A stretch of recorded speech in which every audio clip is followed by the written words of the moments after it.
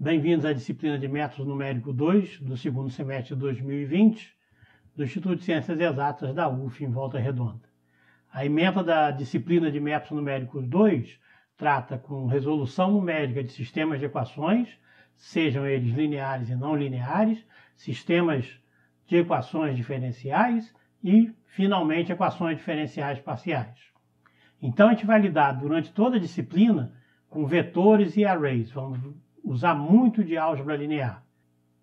Então, como primeiro assunto da disciplina, nós vamos fazer uma rápida revisão de C, em particular de ponteiros e armazenamento de variáveis, vetores e arrays em memória, como a gente pode usar isso de maneira eficiente, que de maneira alguma vai tentar esgotar o assunto, mas vai ser o que você precisa saber sobre ponteiros, vetores e arrays para poder fazer a disciplina de Métodos Numéricos 2. Nesse primeiro vídeo, com uma revisão de armazenamento em memória, vetores e arrays.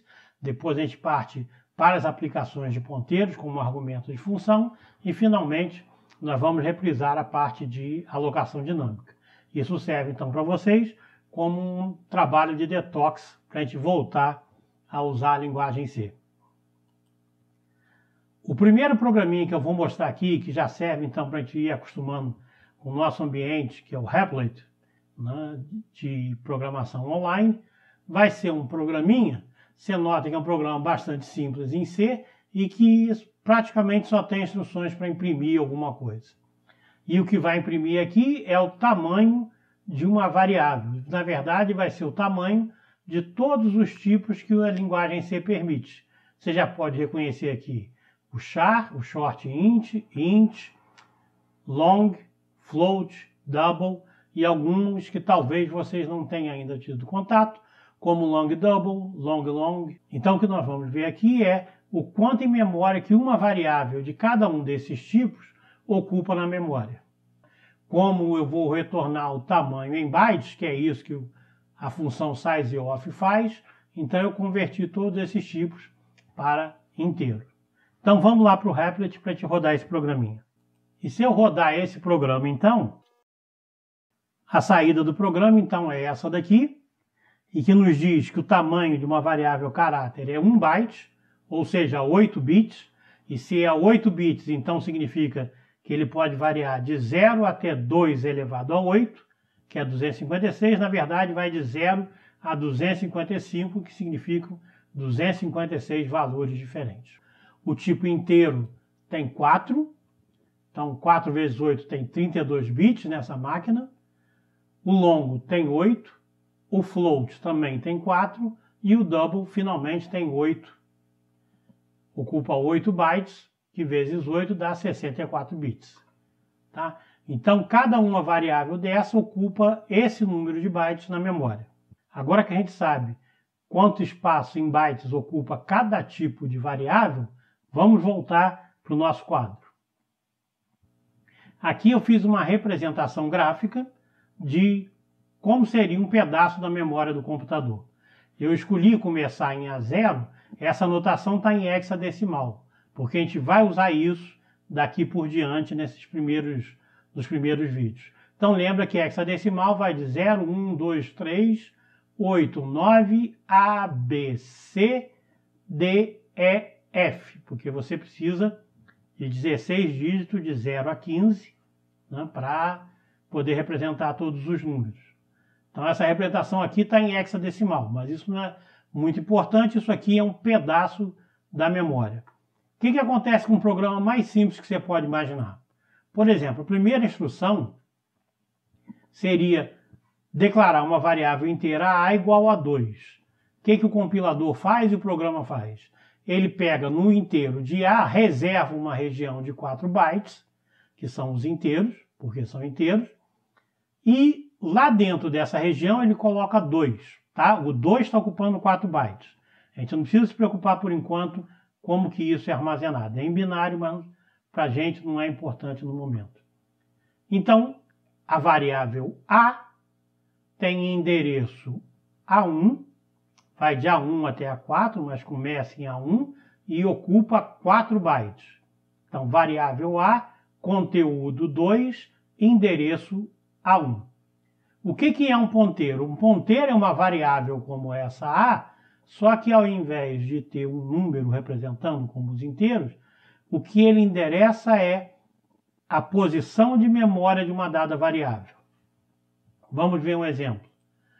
Se eu faço, então, defino uma variável P como ponteiro, colocando asterisco na frente, e defino P como sendo o endereço de A. Tá? Então, o que acontece ao o programa rodar essas três linhas? O resultado é esse daqui. Tá? Então, P é o endereço de A, vamos lembrar, A começa em A1. Tá? Só que P, como também é uma variável, está armazenado também na memória. Está agora armazenado o endereço de P, igual eu botei aqui para o endereço de A, usando o E comercial ou o ampersand. O endereço de P é A5, como a gente pode ver nessa figurinha. Por acaso eu botei aqui o ponteiro ocupando 4 bytes. Daqui a pouco a gente vê qual seria o tamanho de um ponteiro na verdade. Então, um ponteiro é uma variável como outra qualquer, o que muda é o que ele contém é informação sobre o endereço de uma outra variável. Assim que a gente faz essa associação. O conteúdo dele, então, é o endereço. Tá?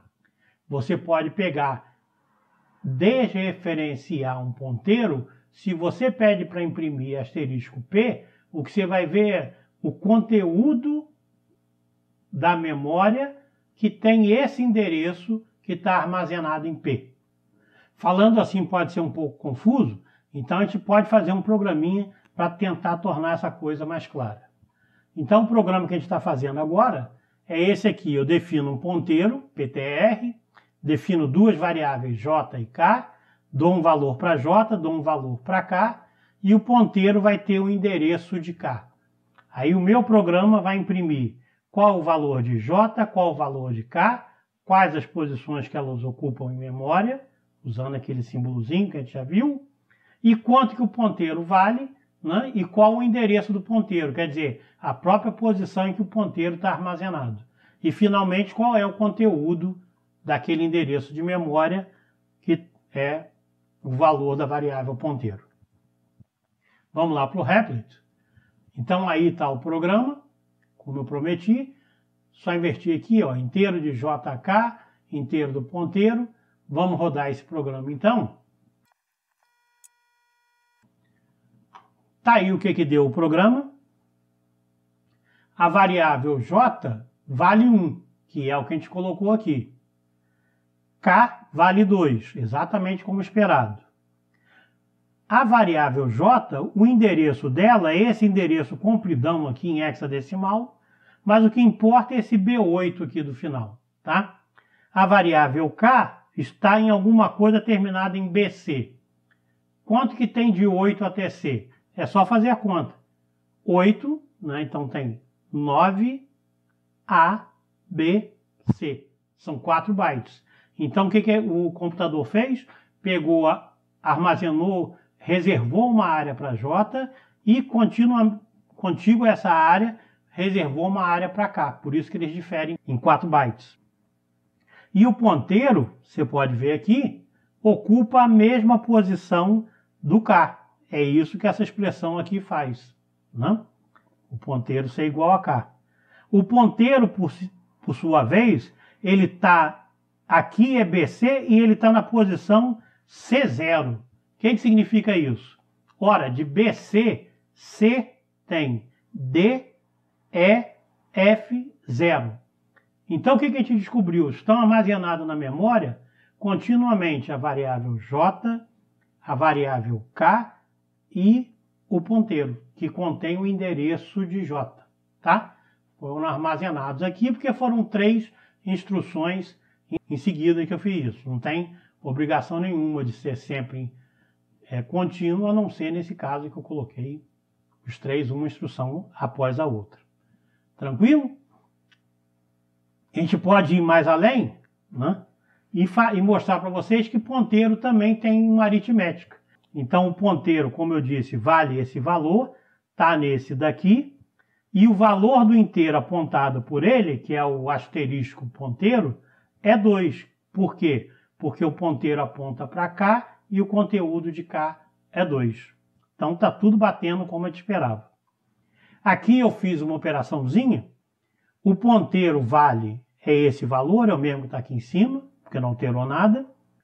Agora, interessante aqui eu não sei se vocês já viram também, nota que eu estou imprimindo ponteiro com um %P, né? Que é a notação em C, para a gente imprimir o ponteiro, que é o endereço.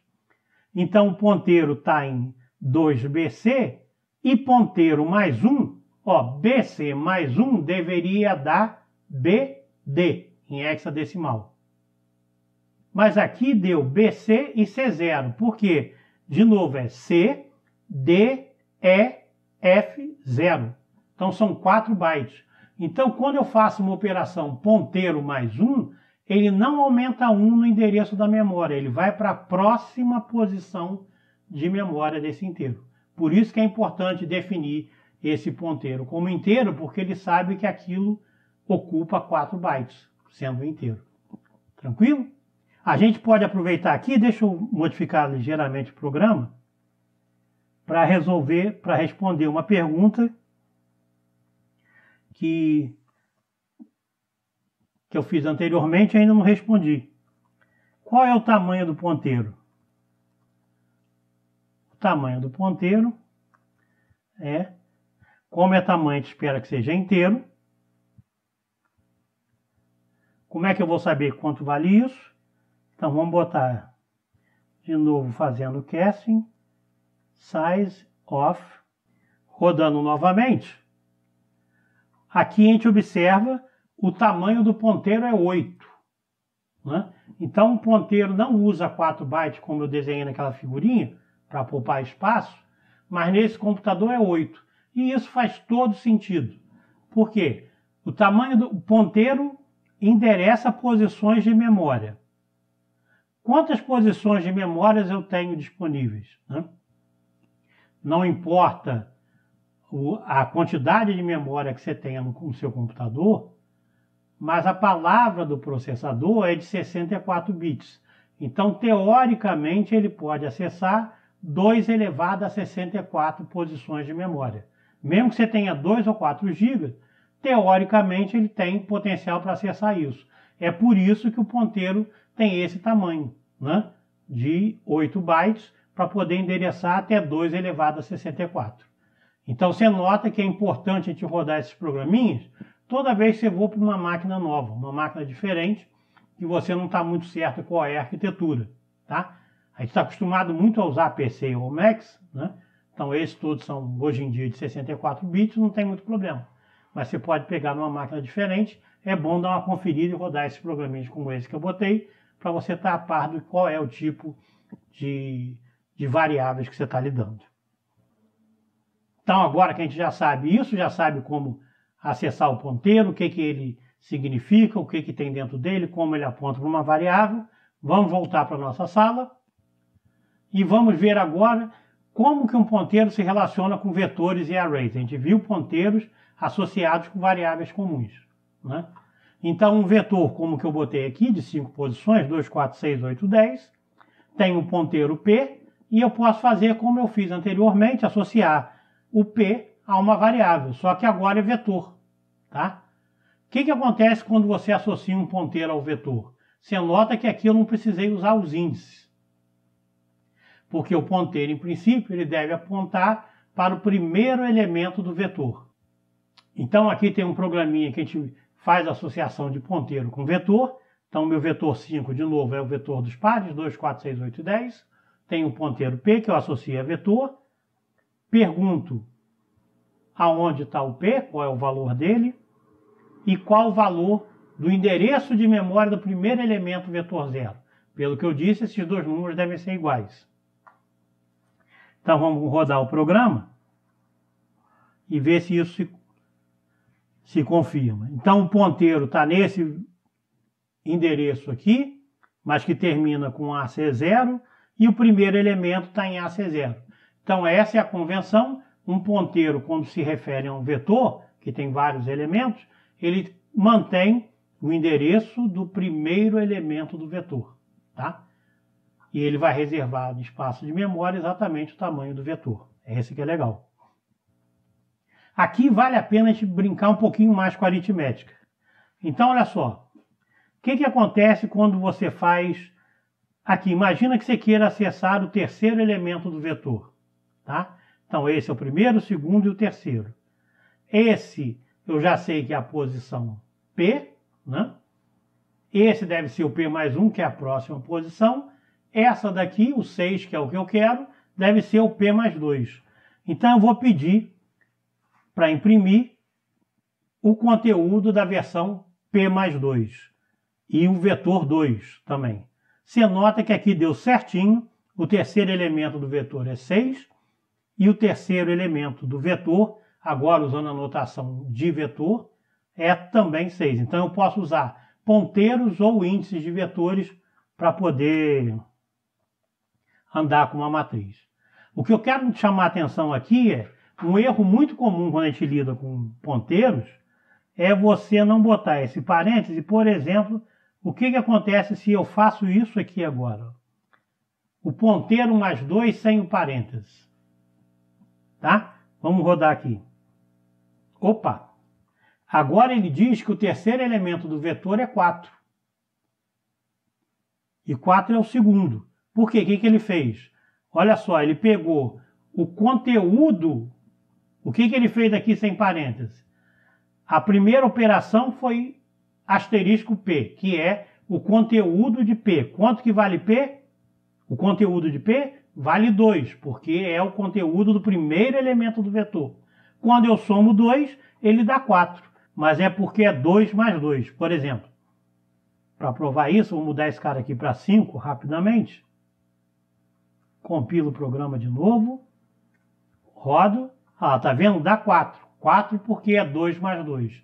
Então a gente tem que tomar muito cuidado quando for fazer aritmética de ponteiros para andar, para ver o que a gente quer primeiro, se é o conteúdo do vetor, do ponteiro, daquele endereço de memória apontado pela nossa variável ponteiro, mais 2, ou se você quer andar 2 posições, que deve ser o mais comum. Tá bom? Então isso aqui é um bom exercício. Se eu quero andar 4 posições, por exemplo, aqui seria o vetor 4. Eu vou deixar terceiro aqui, mas a gente sabe que não é. Só para ver se os valores são iguais. E leram 10, 4, que é 0, 1, 2, 3, 4. Perfeitinho. Legal? Então a gente já sabe andar. Ou usa o índice do vetor, ou usa a aritmética de ponteiros. A questão agora é, e se ao invés de vetor for array? Quer dizer, tiver mais de uma dimensão.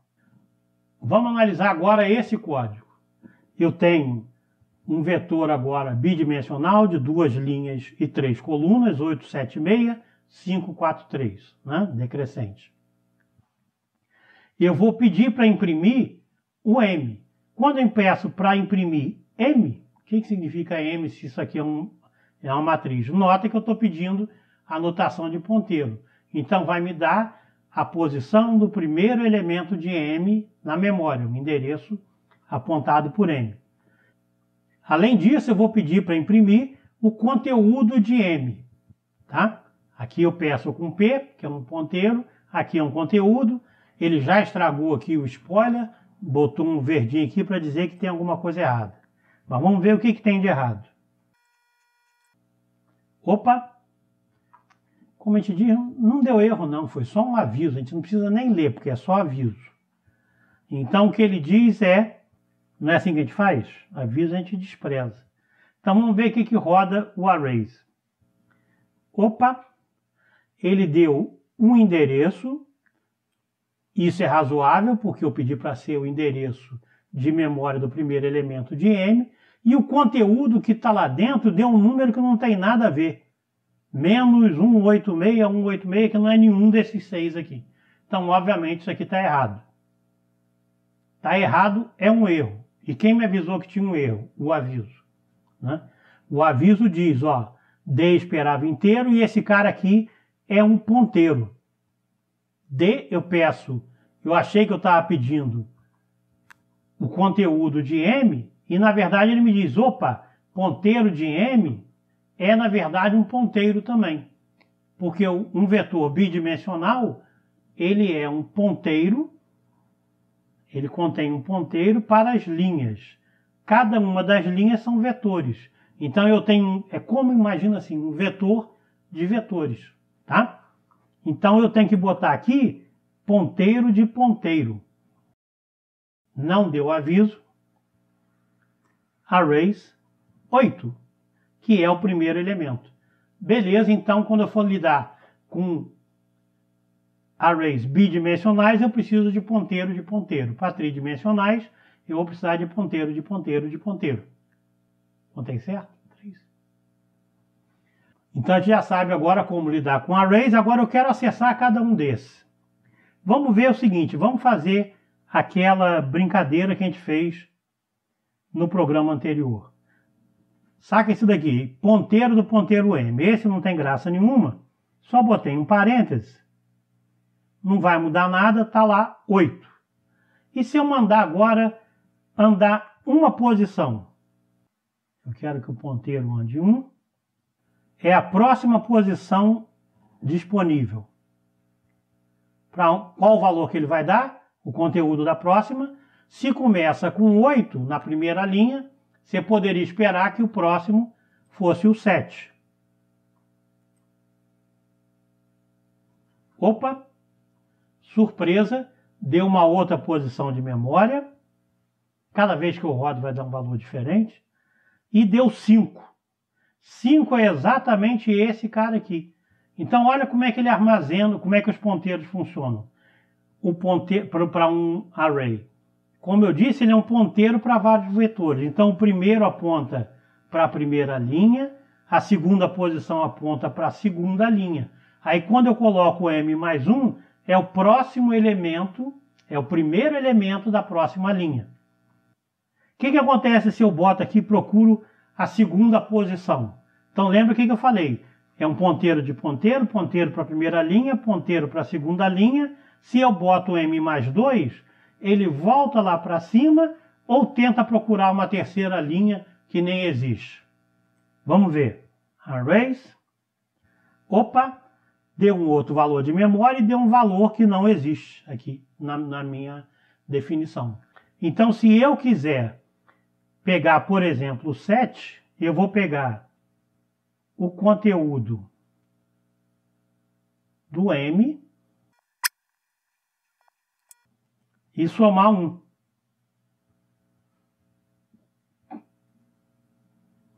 Ali está o 7.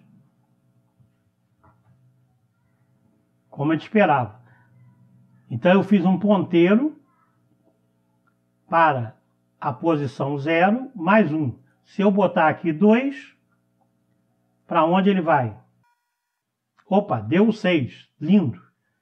E se eu botar 3, já que não tem, porque 8 é o 0, 7 é o 1 e 6 é o 2. Se eu botar 3, surpresa, deu 5. Então, como é que ele armazena na memória? Agora a gente já descobriu.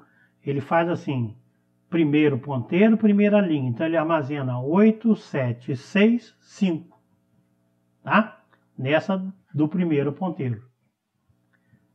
Então, pode parecer um pouco complicado de início, né? Mas o problema é que ele exige muito cuidado na hora dos parênteses para você escolher exatamente o elemento que você quer. Isso, com a prática, a gente vai ficar craque nisso daí. Por enquanto, está parecendo que você está fazendo um curso para aprender a dirigir e o cara começa a te mostrar como funciona o motor de carro, né? Então, parece uma coisa que é muito bonitinho a gente saber, mas não tem muita utilidade, porque todos os endereços de memória e os conteúdos eu poderia ter acessado utilizando vetores ou arrays, como a gente está usando aqui.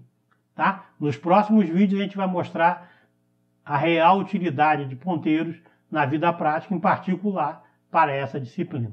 Ok? Então vejo vocês lá. Até lá.